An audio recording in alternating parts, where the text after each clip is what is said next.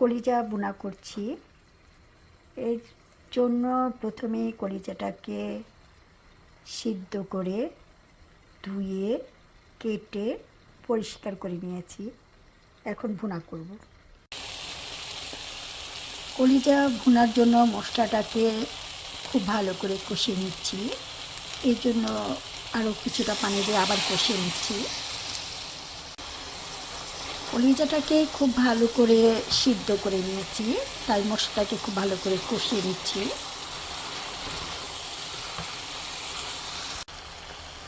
মশলাটাকে খুব ভালো করে কষিয়ে নিয়েছি। এখন অ্যাড করব কলিজাগুলো। কলিজাগুলো মশলার সাথে খুব ভালো করে কষিয়ে অ্যাড করছি গরম পানি। দিয়ে দিচ্ছি গরম পানি।